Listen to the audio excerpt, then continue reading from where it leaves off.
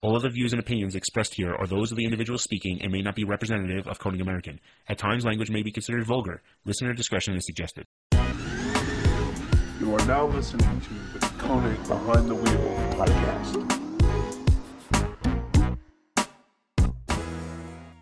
I really have so much respect for the risk that you took in trying to get Speed Academy going. Now, I have an intimate piece of this because I remember all of this happening in real time. We spoke so many times. Yeah, we did, yeah. You were able to not just run and take another job. See, that's the piece.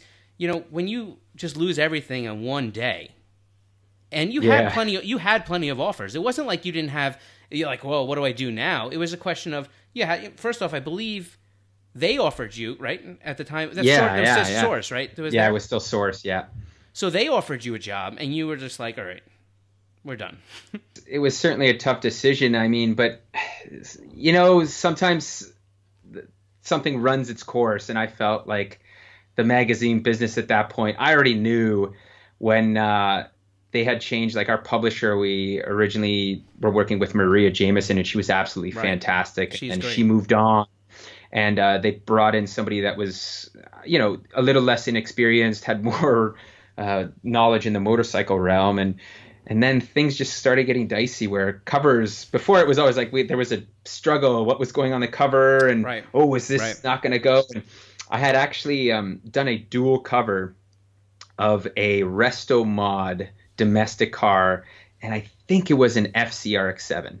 And I was like, there's no chance in hell they're going to approve this cover. And there was not a peep out of anybody that there was an issue with this. And I was like, this is kind of like the beginning of the end. I knew that something was coming. But, you know, you also did one other thing that, to me, was one of the biggest pieces, is that go back to 2014, you understood, you had the foresight and the fortitude to really look forward and say, okay, there's something here with this YouTube online content model. It wasn't like it is today. It wasn't like everybody aspired to be a social influencer and they knew this monetization thing was a route to make a viable living. Like, you were able to basically stop everything you had done for the past 10 years and say, there's another route here. I don't exactly know what it is, but I'm going there. And I honestly, I look back and I don't think I could have done it. So I think you're owed a lot of credit for that. No, thank you. I certainly appreciate that. You know, it's funny because when Dave and I originally started talking about this, we thought a blog was the way to go because it was still online print media. Speed Hunters was such a huge thing. Right. And but then we looked at that and said, you know what? People, and it kind of stemmed from the magazine world, people don't necessarily want to read. Yeah. And that was the big thing. It was like this kind of shift in evolution. And I thought from a website perspective, a blog, it'll be good for kind of how-tos, but not really like episodic project car builds and really talking about parts that we feature and whatnot. So we thought the best thing to do is to look at YouTube. And truth be told, I wish I would have done that 5 years prior to where we were, man. Because, you know, even when we came in, and I appreciate what you said, I still feel like we were behind the curve. If we had done it 2-3 years before then, we would be so much further ahead right now. It's like the bell curve, right, where everyone's getting in. Yeah. But that's like trying to buy Facebook stock, right? Yeah, it's really easy. It's really easy to go back and say, well, they opened at 20, dropped to 18. Yeah.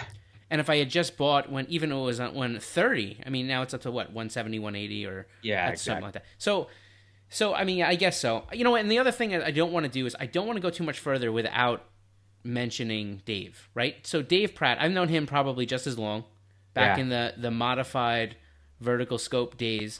And he's the other co-founder. And the reason, just to be totally up there, is you and Dave, because I know you personally you each have your own story to tell. And I didn't want to put you guys on the Speed Academies here. I wanted to let each one of you. So I had told Dave, I'm like, we're going to do Dave, an interview with Dave at a later date. So that's why. So of course this one's going to be biased towards you, but I don't want people to have any diminished idea that Dave wasn't involved. The pretty face in the videos. He's gorgeous. That's all he is. Yeah. Yeah. He's really good looking. Yeah, we share the same hairstyle for the most part. Which yeah, is... you do.